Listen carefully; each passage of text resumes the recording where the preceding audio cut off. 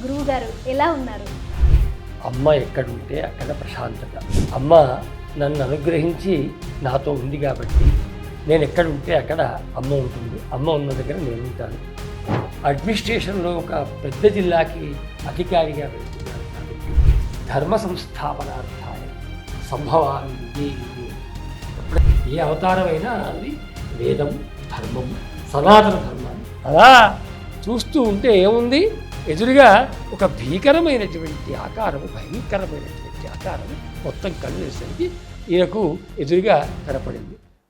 అంబా రాజరాజేశ్వరి జగన్మోహిని, అంబా రాజరాజేశ్వరి జగన్మోహిని, జగదంబే మంగళ రూపిణి, జగదంబే మంగళ రూపిణి, అంబా రాజరాజేశ్వరి జగన్మోహిని, అంబా రాజరాజేశ్వరి జగన్మోహిని. ఓం నమ శివాయ. అందరికీ నమస్కారం. నేను మీ గంగ. ఈరోజు ఒక ప్రత్యేకత ఉంది. మనం ఇప్పుడు మన తెలంగాణలో, ఆంధ్రలో మన సనాతన ధర్మం గురించి, పురాణాల గురించి ఎన్నో చెప్పుకుంటున్నాం. అలాగే ప్రతి ఒక్క టెంపుల్కి, ప్రతి ఒక్క దగ్గర దాని ప్రత్యేకత, విశిష్టత ఉంది.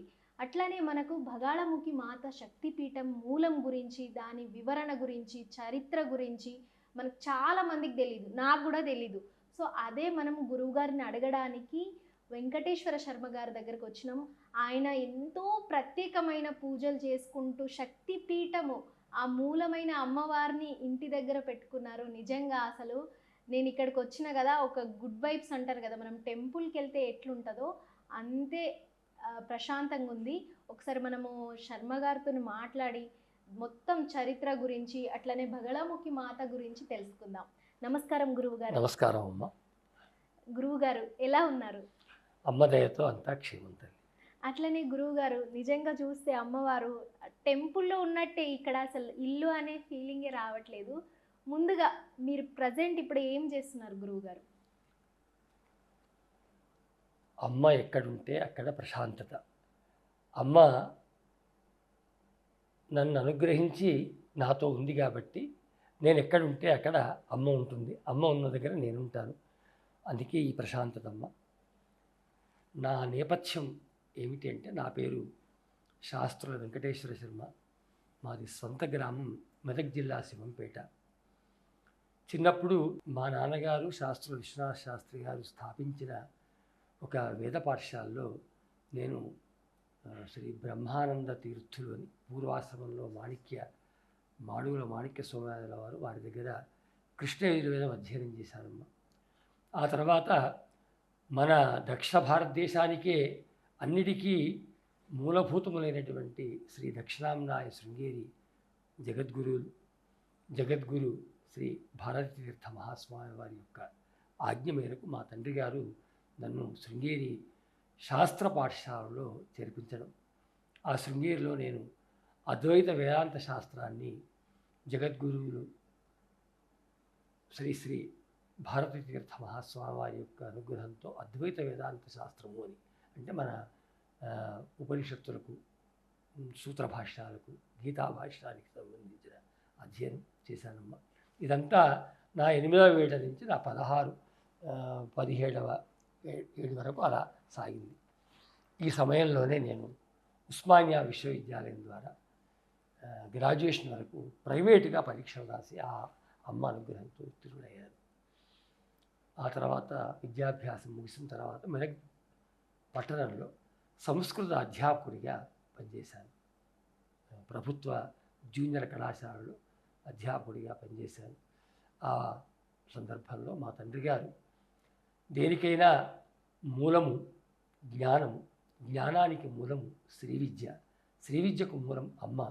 కాబట్టి వారి గురువుగారైనటువంటి, అంటే వారి మంత్రదీక్ష ఇచ్చినటువంటి గురువుగారు వారణాసి వాసులు అనంతశ్రీ విభూషిత ధర్మ సమ్రాట్ యతిచక్ర చూడామణి శ్రీ కరపాత్ర స్వామి వారి వద్ద వారు అమ్మవారి యొక్క పూర్ణదీక్ష తీసుకున్నారు.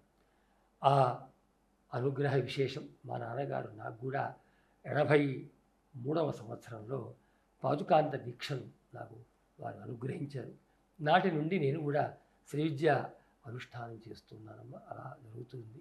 ఉపాధ్యాయుడిగా ఉన్నప్పుడే అప్పటి మన ఆంధ్రప్రదేశ్ పబ్లిక్ సర్వీస్ కమిషన్ నుంచి గ్రూప్ 1 స్థాయి ఉద్యోగం అసిస్టెంట్ డైరెక్టర్గా విద్యాశాఖలో, దాన్ని స్పెషల్ ఆఫీసర్ అంటారు. దేనికి అంటే ఓరియంటల్ విభాగానికి, ప్రాచ్య భాషకు సంబంధించిన పాఠశాలలకు సంబంధించిన అధికారిగా, రాష్ట్ర స్థాయి అధికారిగా ఆ అమ్మ అనుగ్రహంతోనే, గురువుల అనుగ్రహంతో నేను నియామకం కాబడ్డానమ్మా. ఆ తర్వాత ఇక కాలం గడుస్తుంది. ఈ లోపున ఆ అమ్మ యొక్క అనుగ్రహ విశేషం చేత పదవిలో ఉన్నతమైనటువంటి పదవి జిల్లా విద్యాశాఖాధికారి, అంటే డిఓ అంటారు. ఆ రూపంలో నేను ఈస్ట్ గోదావరి, తూర్పు గోదావరి జిల్లాకి నేను డిఓగా వెళ్ళినప్పుడు అప్పటికే శ్రీ విద్య ఉపాసన ఉన్న నేను అడ్మినిస్ట్రేషన్లో ఒక పెద్ద జిల్లాకి అధికారిగా వెళ్తున్నాను కాబట్టి ధార్మికమైనటువంటి నా జీవనంలో, ధార్మికమైనటువంటి నా వృత్తిలో ఎక్కడ అడ్డంకులు రావద్దు అనే ఉద్దేశం మీద ఆలోచిస్తున్నప్పుడు అమ్మ యొక్క అనుగ్రహ విశేషం వల్ల అమ్మ బగళాముఖి యొక్క అనుష్ఠానాన్ని 98లో ఆరంభం చేశారు తల్లి. అది నా పరమేశ్వరి కృప వల్ల ఆ బగళాముఖి అమ్మను స్తంభన దేవత అంటే చెప్పుకుందాం మనం.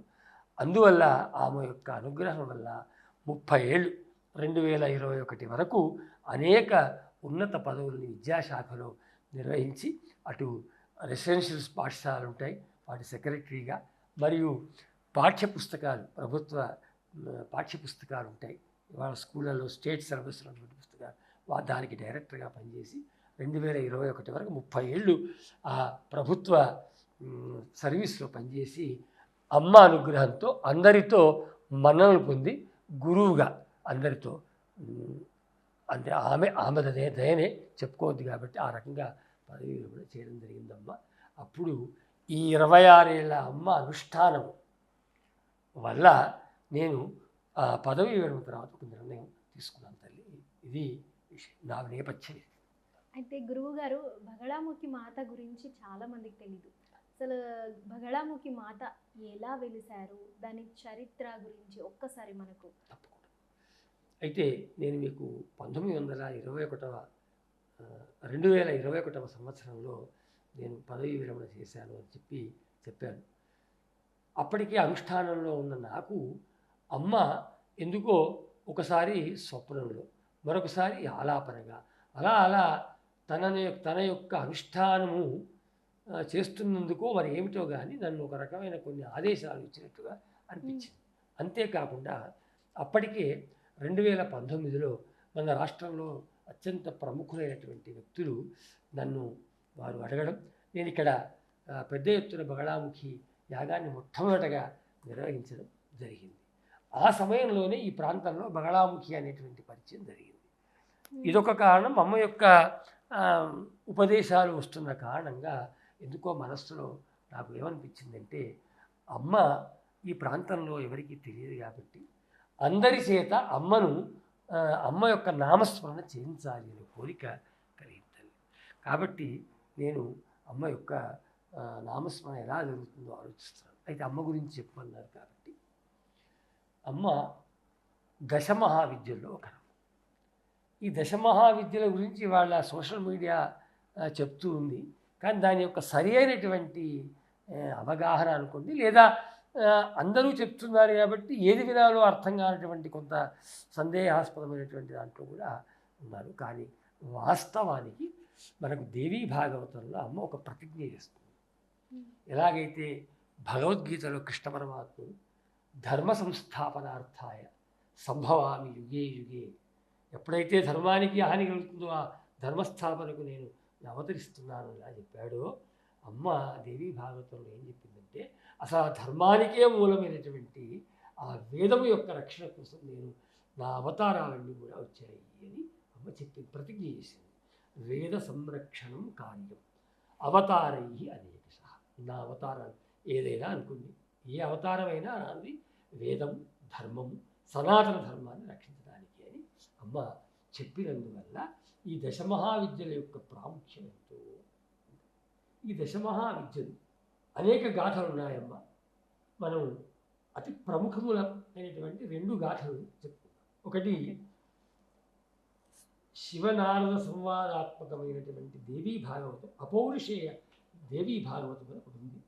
అందులో ఈ దశమహావిద్యల యొక్క ఆవిర్భావం అంటే బగళాముఖి యొక్క ఔన్నత్యము విశిష్టత తెలియాలంటే దశమహావిద్యల్లో ఒకరైనటువంటి బగళాముఖి అమ్మవారు కాబట్టి దశమహావిద్యలు ఎందుకు వచ్చాయో తెలుసుకుంటే బగళాముఖి దశమహావిద్యల యొక్క అవతరణమే చాలా గొప్పదైనటువంటి, అదే ప్రపంచానికి ఒక అద్భుతమైనటువంటి మరి అనుగ్రహ విశేషం. మొట్టమొదటిగా మనం ఈ దేవీ భాగవతంలో ఒక రోజు అంటే లోకానికి తెలిసిందే అయినా సంక్షిప్తమైన చాలా తెలియాల్సిన అవసరం ఉంది. అయితే బగళాముఖి దశమహావిద్యల్లో ఒకరు కాబట్టి అసలు దశమహావిద్యల యొక్క అవతారము ఈ ప్రపంచానికి ఏ రకంగా జరిగింది అనేది మనకు శివపురాణంలో ఉంది. అదేవిధంగా శివనారద సంవాదాత్మకమైనటువంటి అపౌరుషేయ దేవీ భాగవతంలో కూడా ఉంది. రెండింటిని సంక్షిప్తంగా చెప్పుకుంటే మనకు విషయం దశమహావిద్యలు ఏమిటో అర్థం, ఎందుకు వచ్చాయి, ఎందుకు అవతరించాయి. సతీదేవి అనేటువంటి పేరు వినే ఉంటారు. పార్వతీదేవి యొక్క పూర్వ అవతారం. ఆ అమ్మ తండ్రి దక్ష ప్రజాపతి. ఆయన ఒకసారి ఒక అద్భుతమైనటువంటి యాగాన్ని చేయడానికి సంకల్పం చేస్తారు. దక్ష యజ్ఞం అని మనందరం విన్నాం. ఆ సంకల్పం చేస్తాడు, అందరూ వస్తుంటారు. ఆ సందర్భంలో శివపార్వతులిద్దరూ కైలాసం మీద కూర్చొని ఉంటారు, ప్రశాంతంగా కూర్చొని మాట్లాడుతూ ఉంటారు. అక్కడికి నారద మహర్షి వస్తాడు. అక్కడికి వచ్చి ఏమంటాడంటే, పరమేశ్వర, మీ మామగారు అద్భుతమైనటువంటి యాగం చేస్తున్నారు, ఆ దక్షపురికి వెళ్ళాను, అక్కడ మీ ఉభయులు ఆది దంపతులు కనపడకపోయేసరికి అక్కడ నాకు ఉండబుద్ధి కాక వచ్చేసాను అంటాడు. అందరి దృష్టిలో నారదుడు కళాభోజనుడు, కానీ ఆయన ఈ దేశాన్ని రక్షించిన మహర్షి. ఆయన ఈ మాటలు అలాగే ఉంటాయి. వచ్చాడు అనగానే అప్పుడు శివుడు అంటాడు, నారద, మా మామగారు దక్ష ప్రజాపతి మమ్మల్ని ఆహ్వానించలేదు. ఆహ్వానించనందువల్ల నేను పార్వతి ఇద్దరం కూడా, సతీదేవి ఇద్దరం కూడా ఆ యాగానికి వెళ్ళలేదు. ఈ లోపున అమ్మ కూడా చెప్తుంది, అవునండి, నిన్న సాయంత్రం నేను కూర్చున్నప్పుడు ఆకాశంలో బ్రహ్మ సరస్వతి, విష్ణువు మహాలక్ష్మి, ఇంద్రుడు శచీదేవి అందరూ వెళుతూ కూడా మా నాన్నగారు చేస్తున్న యాగం గురించి మాట్లాడారు, మరి మనం వెళ్దాము అని అమ్మ అంటుంది. అంటప్పుడు పరమేశ్వరుడు అంటాడు, అనాహ్వానేన గమనం మరణంచ ద్వయం సమం. పార్వతీదేవి, నీకు చెప్పాల్సినంత కాదు, మీ తండ్రి గారు మనల్ని ఆహ్వానించలే, ఆహ్వానించకపోవడం మరిచిపోతే పర్వాలేదు, మరిచిపోలే మీ నాన్నగారు, నన్ను అవమానించాలి అన్న ఉద్దేశంతో ఆయన మనల్ని పిలవలేదు కాబట్టి మనం పిలువని పేరంటాం, వెళ్ళొద్దు.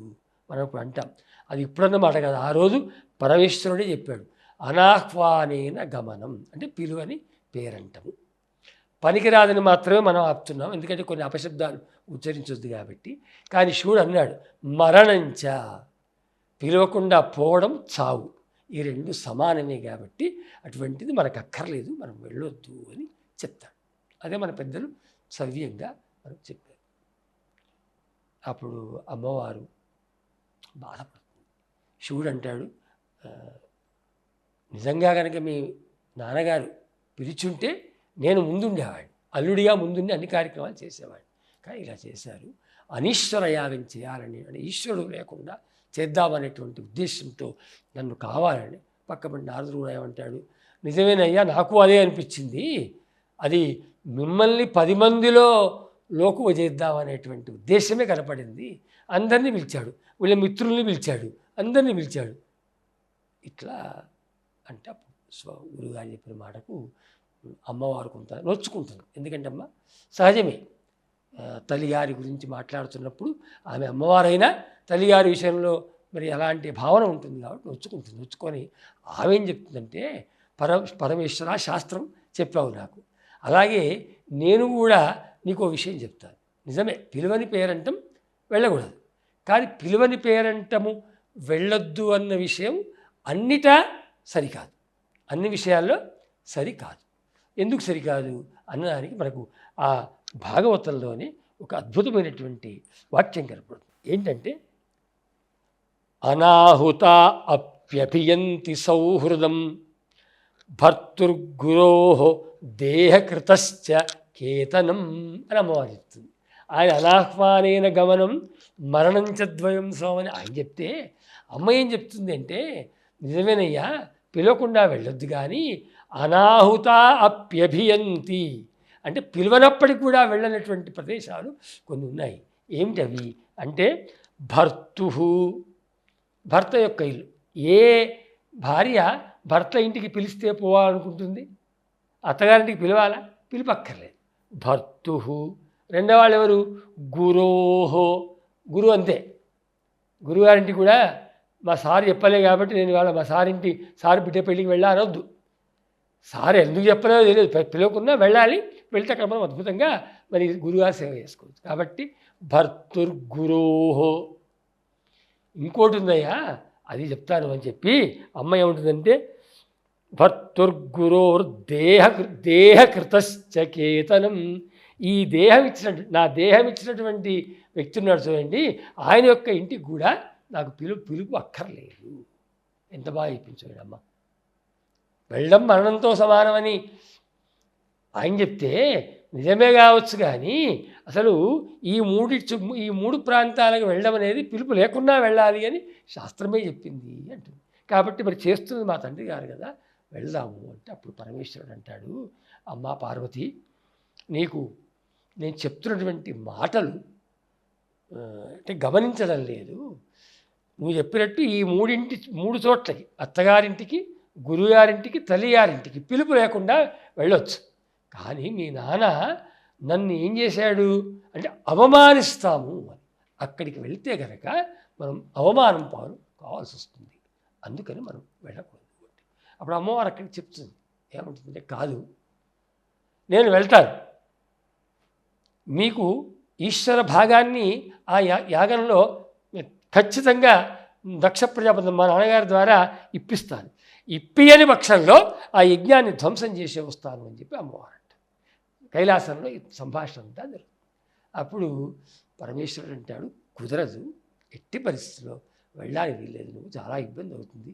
నేను చెప్తున్నాను కదా, పిలవకుండా వెళ్ళకపోవడం అంత ప్రమాదము. ఇప్పుడు మీ నాన్నగారు కావాలని పిలవలేదు కాబట్టి, అవమానించాలని పిలవలేదు కాబట్టి, నారదుడు కూడా అదే మాట చెప్తున్నాడు, 10 మందిలో మనం లోకం చేద్దామని అంటున్నాడు కాబట్టి మనం వెళ్ళొద్దు అని చెప్పగానే అమ్మవారు ఒక్కసారి ఈ కోపాన్ని చూసి కొంచెం బాధపడుతుంది. ఎందుకంటే అమ్మ, మనకు తెలుసు ప్రతి పురుషుడి వెనక స్త్రీ ఉంటుంది అన్నదానికి మన శాస్త్రాలే ప్రమాణం తల్లి, ఏవో కాదు. శంకరాచార్యుల వారు సౌందర్య లహరిలో ఒక అద్భుతమైన మాట చెప్తాడు. ఇవాళ ఈ కథకు ఆ అమ్మ బాధకు అంటే అమ్మ ఆవేశానికి ఏది మూలమో చెప్తాను. ఈయన కోపానికి రాగానే అమ్మవారు ఏమనుకుంటుందంటే, శంకరాచార్యుల వారు సౌందర్య లహరిలో ఆరంభంలో చెప్తాడు, శివశక్త్యాయుక్తః యది భవతి శక్తః ప్రభవితుం నచేదేవం దేవః నఖలు కుశల స్పందితుమపి అని అంటాడు. శక్తి యొక్క తోడు లేకపోతే పురుషుడు కదలడానికే శక్తి లేదంటే నువ్వు ఏందయ్యా నా మీద కోపానికి వస్తున్నావు అన్న ఉద్దేశ్యం మనస్సులో పెట్టుకున్న ఆ అమ్మ, ఇది ఆ శివుడేమో ఆ రకంగా చెప్పి ఇక నారదుడు వెళ్ళిపోతాడు. కళ్ళు అలా ఆ అమ్మ ఏదో చెప్తూ ఉంటే దాన్ని చూసి కళ్ళు అలా మూసుకుంటాడు. ఒకసారి మూసుకోగానే ఒకసారిగా ఆ కళ్ళు మూసుకున్న శివుడికి ఎదురుగా ఒక భయంకరమైనటువంటి శబ్దాలు, శంఖనాదము, ఒక రకమైనటువంటి ఇది వినొస్తుంటుంది. అంటే శ్లోకాలు చెప్పుడు కాకుండా కథ సరికి ఏం జరుగుతుంది, ఇప్పటివరకు ప్రశాంతంగా ఉన్నటువంటి కైలాస పర్వతం మీద ఏమిటి అని ఆ పరమేశ్వరుడు మెల్లగా మూసిన కళ్ళను అలా తెరుస్తూ ఉంటాడు. తెరుస్తూ ఉంటే అమ్మ పార్వతి తెలుపు, కైలాసం తెలుపు, కానీ ఈయన కళ్ళు అప్పటి వరకు మొత్తం స్వచ్ఛమైన ప్రదేశం అంతా కూడా ఈయన కళ్ళు తెరుస్తుంటే నల్లగా భయంకరంగా అలా కనపడుతూ అలా చూస్తూ ఉంటే ఏముంది, ఎదురుగా ఒక భీకరమైనటువంటి ఆకారము, భయంకరమైనటువంటి ఆకారము మొత్తం కళ్ళు తెరిసరికి ఈయనకు ఎదురుగా కనపడింది. కపాలాలు ధరించినటువంటి, జుట్టు విరబోసుకొని, నాలుక తెరిచి, అగ్నిగోళములు లాంటి కళ్ళు పెట్టుకొని, చేతిలో తెగిన శిరస్సు పట్టుకొని ఆ కాళీ శక్తి, పరాశక్తి ఆ ముందు భయంకరంగా కనపడింది. అమ్మ, ఆహా, నా మీద కోపానికి వస్తావా అన్న ఆవేశంతో ఇవన్నీ పోయాయి. ఇక ఏమిటి, ఆయన భర్త, తాను భార్య పోయింది. ఓహో, నాపై కోపం వస్తున్నావు అన్న, అంటే రెండు రకాలు. తల్లిగారింటికి వెళ్ళలేకపోతున్నాను అన్న ఒక వేదన స్త్రీమూర్తిగా ఒకటి, తనపై కోపానికి వస్తున్నాడు శివుడు అన్న భావనతో ఒక్కసారిగా ఆ ఉగ్రరూపం ఎదురుగా కనపడేసరికి ఈయన శివుడు భయకంపితుడైపోతాడు, వణికిపోతాడు. అని చూసి తాను శివుడన్న విషయం కూడా మర్చిపోతాడు. తనకు పుట్టుక చావులు అనాది స్వరూపమైనటువంటి జన్మ మరణ రాహిత్యం కలిగినటువంటి ఆ పరమేశ్వరుడు కూడా మరణ భయంతో అరచేత ప్రాణాలు పట్టుకొని ఆ రూపాన్ని చూసి ఏం చేయాలో అర్థం కాక ఎటైనా వెళ్ళి పరిగెత్తి తన యొక్క ప్రాణాన్ని రక్షించుకోవాలి, క్షేమంగా ఉండాలి అన్న ప్రయత్నం చేస్తుంటే అమ్మ అప్పుడు భయాన్ని కూడా, శివుడి భయాన్ని కూడా భయపడకుండా ఉండడం కోసం ఎలా ఉంటుందంటే, ఇతను పరిగెడుతూ ఉంటాడు, అటు ఇటు పరిగెడుతుంటాడు శివుడు. అలా తూర్పుకు, దక్షిణానికి, పశ్చిమానికి, ఉత్తరానికి 4 దిక్కుల్లో పరిగెడతాడు. అదేవిధంగా ఆగ్నేయము, నిరుతి, వాయవ్యము, ఈశాన్యము 4 విదిక్కుల్లో వెళ్తాడు. అంటే ఎటు అటు వెళ్తూ ఉంటాడు. ఆయన ఎటువైపు పరిగెడితే అటువైపు ఓ శక్తి పుట్టుకొస్తూ ఉంటుంది, వచ్చేస్తుంది శక్తి అక్కడికి. తూర్పు వెళ్ళాడు, ఆగ్నేయం వెళ్ళాడు, దక్షిణం వెళ్ళాడు, నిరుతి వెళ్ళాడు, పశ్చిమం వెళ్ళాడు, వాయువ్యం వెళ్ళాడు, ఈశాన్యం, ఉత్తరము వెళ్ళాడు, ఈశాన్యం. 8 దిక్కులు అయిపోయాయి. అర్థం కాలేదు. పైకి పరిగెత్తాలని చూసిన పైన ఓ శక్తి వచ్చేసింది, కిందికి పరిగెత్తాలని అక్కడికి ఇంకో శక్తి వచ్చింది. మొత్తం ఎన్ని వచ్చాయి ఇప్పుడు శక్తులు అంటే 10 వచ్చాయి. 4 దిక్కులు, 4 విదిక్కులు, పైన కింద. ఎటు పరిగెడితే అటు అలా యామ్యాం దిశం అనుగచ్చతి. ఏ దిక్కుకు వెళుతూ ఉన్నాడో ఆయా దిక్కుల్లో అమ్మ యొక్క అవతారాలు వచ్చాయి. అవే కాళీ, తార, చిన్నమస్త, శ్రీ విద్య, భువనేశ్వరి, భైరవి, బగలా, ధూమ్ర, మాతంగి, కమలామత. అందులో వచ్చినటువంటి ఒకనొక మహాశక్తి మనం చెప్పుకోబోయేటువంటి బగళా విద్య, 7వ విద్యగా ప్రసిద్ధం. ఏమిటి మరి దీని పరమార్థం ఏమిటి అంటే, పరమేశ్వరుని యొక్క భయాన్ని కూడా తొలగించేటువంటి విద్యలే ఈ మహావిద్యలు. అంతేకాకుండా ఎలాంటి ఉపద్రవాన్నైనా స్తంభింపజేసి మనను రక్షించేటువంటి మహావిద్యలే ఈ 10 మహావిద్యలు. ఒక గాథ. ఇక ఇది కాకుండా మరొక గాథ అమ్మవారికి సంబంధించి, అది దుర్గముడు అని ఒక రాక్షసుడు ఉంటాడు.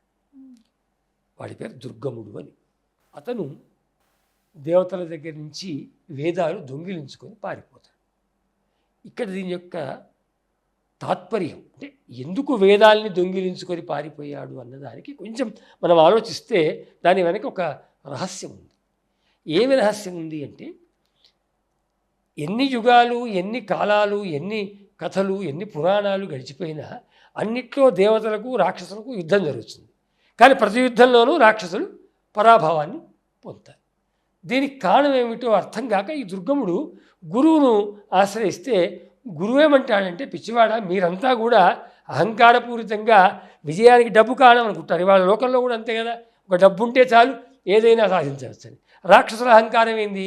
కుబేరుడే, అష్టదిక్పాలకుల్లో ఉన్న కుబేరుడే మా సొంతం అయితే మరి ధనాధిపతి వాడే మా చేతిలో ఉండగా మాకేం కూదు అన్న అహంకారాలు, లేదా బలం చూసుకున్నా మాకే బలం ఎక్కువ, మేమే గొప్ప అనేటువంటి అహంకారాలు. ఇట్లా రాక్షసుల్లో ఒక రకమైనటువంటి ధనాహంకారం, మదాహంకారం, అవన్నీ వాళ్ళ మనుషుల్లో కూడా వేగన పడుతున్నాయి. అవే మా విజయానికి కారణం అని చెప్పి విరవీగుతున్నారు. విరవీగిన నూలు విరవీగుతున్నారు. చతికిల పడినాడు చతికిల పడుతున్నారు. చతికిల పడినాడు మళ్ళీ కళ్ళకున్న నల్ల కళ్ళద్దాలు పోయి స్వచ్ఛమైన అసలు నిజస్వరూపం బయటపడుతుంది. అప్పటి వరకు అలాగే ఉంటాడు వాడు. నేను ఎందుకు చెప్తున్నా ఈ కథ అంటే, ఇక్కడ ఈ కథ కూడా ఇంచుమించు మనదే. 10 మహావిద్యలు ఎవరి కోసమో కాదు, వచ్చిందే ఈ ప్రజల కోసం, మానవుల కోసమే. ఏ కథ అయినా, ఏ పురాణ కథ అయినా మానవుడి శ్రేయస్సును ఉద్దేశించి వచ్చినటువంటిది. కాబట్టి గురువు చెప్తాడు, అవి కాదు నా కారణం, పిచ్చివాడ, ధనం కాదు, ధర్మము విజయానికి కారణం. ఆ ధర్మాన్ని చేసే ప్రయత్నం చేయాలి తప్ప మీరు మరొకటి చేయొద్దు అంటే వాడు నిజంగా బుద్ధిమంతుడైతే బాగా చదువుకుంటే ర్యాంక్ వస్తుందంటే బాగా చదువుకోవాలి. కానీ బాగా చదువుకున్నామని చెడగొట్టదు కదా, పోయి వాడు చదువుకోకుండా ఆపొద్దు కదా. కానీ ఈ మూర్ఖుడు చేసిన పని అదే. వీనికి ఏమర్థమైంది? అదే వేదాలు దొంగ. ఎందుకు వేదాలు అంటే వేదోఖిలో ధర్మమూలం. ఆయన ఏం చెప్పాడు? ధర్మమే విజయానికి కారణం అన్నాడు. మరి ధర్మమే విజయానికి కారణం అయితే మరి ధర్మానికి మూలమైన వేదాలు ఉన్నాయి కాబట్టి దేవతలు ఎన్ని యుద్ధాలు జరిగినా వాళ్ళకే విజయం తప్ప ధనము మతము ఉన్న మాకు విజయం లేదు. ఈ జ్ఞానం వచ్చినాడు మానవులు కూడా బాగుపడతారు. కానీ రావాలంటే చాలా జ్ఞానం అవసరం, చాలా విజ్ఞత అవసరం. అది దశమహావిద్య అనుగ్రహం ఉంటే వస్తుంది. వాడు ఏం చేశాడు అంటే ఆ దేవతల వద్దకు వెళ్ళి ఆ వేదాల్ని దొంగిలించుకొని పారిపోయాడు. వాడి ఉద్దేశం ఏంది? వేదాల్ని దొంగిలిస్తే ధర్మం గెలవదనుకుంటారు. కాదు, వాడి గెలుపు కారణం ఏంది? వాడి బాగు కారణం ఏంది? ఇప్పుడు వేదం. ధర్మానికి మూలమేంది? వేదం. వేదం వెళ్ళిపోతే వాడు ధర్మం ఆచరిస్తాడా? ఆచరించాడు. ఆచరించకుండా వాడు గెలుస్తాడా? గెలవాడు. అంటే ఏంటి అది ఉద్దేశం ఏముందంటే తాను బాగుపడాలి అని అనుకోవట్లేదు. వేరే వాళ్ళు చెడిపోవడమే తన యొక్క బాగు అనుకునేటువంటి రాక్షస ప్రవృత్తి. అందుకే ఈనాటికి మనం మనుషుల్ని వాడి కనుక వచ్చే వ్యతిరేకంగా ఉంటే ఏమంటాం? అరే నువ్వు మనిషివా రాక్షసివా అంటాం. ఈ మనిషివా రాక్షసివా అనే పదం ఎందుకు వచ్చిందని ఇవి దుర్గములు లాంటి వాళ్ళు దుర్మార్గులు దేవతల విషయంలో అనాలోచితమైనటువంటి పనులు చేసి మళ్ళీ శృంగభంగమై వాళ్ళు ఇదయ్యారు. కాబట్టి ఇప్పుడు కూడా నేను చెప్పేది ఏంటంటే మానవులు ఎవరు కూడా తాము బాగుపడాలని కోరుకోవాలి తప్ప ఎదుటివాడు బాగుండొద్దు అనుకోవాలి. అందుకే అంతా బాగుంటే అందులో మనం ఉండాలి. బాగులేని దాంట్లో మనం ఉన్నా ఒకటే లేకున్నా ఒకటే కదా. నువ్వు ఒక్కడి బాగుంటే ఉపయోగం ఏంటి? నీ చుట్టూన్న సమాజం బాగుండాలి. కానీ దుర్గముడు చేసినటువంటి ఆ పొరపాటు ఏం జరిగింది అంటే దేవతలంతా మొరబెట్టుకున్నారు, అయ్యో ధర్మం లేకుండా పోయింది కదా అని. అప్పుడు అందరూ కూడా పరాశక్తిని ప్రార్థిస్తే అమ్మ యోగ దృష్టితో చూస్తుంది. చూసినప్పుడు ఏం కనపడుతుందంటే ఓహో ఈ కథ అంతా ఓహో అంటే ఇలా వాడికి ధర్మము విజయానికి కారణం కాబట్టి ధర్మమూలమైన వేదాన్ని దొంగిలించుకొని పోతే దేవతలు మాత్రమే ధర్మం ఆచరించలేరు. దేవతలు ధర్మం ఆచరించకపోతే అంటే ధర్మాచరణకు అనుకూలమైనటువంటి ప్రవృత్తి కలిగి ఉండరు. మానవులు ధర్మాన్ని ఆచరించరు. దీని ద్వారా వాడికి ఉపయోగం లేదు. వాడు బాధపడుతుంటే చూసి ఆనందించాలని. ఇవాళ మన పరిస్థితి పక్కోడు ఇటున్నోడు అటున్నోడు అపార్ట్మెంట్లో పైన ఉన్నోడు కింద ఉన్నోడు అందరూ కూడా చేసేది అదే. దాన్నే నరదృష్టం కూడా ఉంటున్నాడు, క్షుద్రమని కూడా ఉంటున్నాడు, మాకు బాణామతం కూడా ఉంటున్నాడు. బాణామతి లేదు, క్షుద్రము లేదు, నరదృష్టి ఏమీ లేదు. మనుషుల్లో మాతో పాటు అందరూ బాగుండాలనే సద్బుద్ధి కనుక ఉంటే ఇది అమ్మకు యోగ దృష్టిలో అర్థమైంది. ఏమర్థమైంది? రాబోయే రోజులన్నీ ఇలాంటివే కాబట్టి ఇప్పుడు ఆమె చెప్పింది కదా ముందే వేద సంరక్షణ కార్యం అవతారై అనేకశ. నా అవతారములే వేదరక్షణ ధర్మరక్షణ, మంచి వాళ్ళకు మంచి రోజులు రావాలి. కాబట్టి అమ్మ ఏం చేసిందంటే ఒకసారి యోగ దృష్టితో చూసి ఒక్కసారిగా అమ్మ వాడు ఎటు పోకుండా బంధించాలి అన్న ఉద్దేశంతో తూర్పున ఆగ్నేయంలో దక్షిణంలో నిరుతిలో పశ్చిమంలో వాయువ్యంలో ఉత్తరంలో ఈశాన్యంలో ఊర్ధ్వము అధస్సు మొత్తం 10 దిక్కుల్లో అమ్మ 10 రూపాల్లో అవతరించిన అవతారములే ఈ దశమహావిద్యలు. అవతరించి దుర్గముణ్ణి సంహరించి మళ్ళీ ధర్మాన్ని రక్షించి లోకాన్ని సస్యశ్యామలం చేసినటువంటి పరాశక్తిగా ఈ దశమహావిద్యలకు పేరు. ఇది ఇప్పుడు ఈ 2 కథల్లో కూడా ఏమిటంటే ఒకటేమో ఎంతటి భయాన్నైనా తొలగించేటువంటి మహాశక్తిగా పార్వతీదేవి యొక్క అవతార రహస్యం. అంతేకాకుండా 18 శక్తి పీఠములు చాలా మందికి తెలుసు. అవి అన్నిటికీ మూలమని అనుకుంటున్నటువంటి మనం అవన్నీ కైలాస పర్వతం నుంచి అమ్మ వద్దన్నా చెప్పినా వినకుండా వెళ్ళిన తర్వాత దక్ష ప్రజాపతి యజ్ఞంలో వచ్చినటువంటి అమ్మవారి శరీర భాగాలతో వచ్చినవి ఆ పీఠాలు. కానీ అక్కడికి వెళ్ళకముందే అష్టాశక్తి పీఠములకు ముందే కైలాస పర్వతం మీద వచ్చినటువంటి దశమహావిద్యలు ముందు వచ్చాయి. కాబట్టి ఇవి మూలభూతములు శాక్తములకు అని ఆ కథలో. ఈ కథలో ఏమిటంటే ఎవరం కూడా అందరి క్షేమాన్ని కోరుదాం తప్ప ఎవరో బాగుండొద్దు అనుకోవద్దు. అందరూ బాగుంటే అందులో మనం ఒకరమై ఉండాలి తప్ప మనం భిన్నం కావద్దు అని అనుకునేటువంటి శక్తియే ఆ పరాశక్తి బగళాంబ, ఆ దశమహావిద్య. అందులో మరి బగళాముఖి ఒకరు.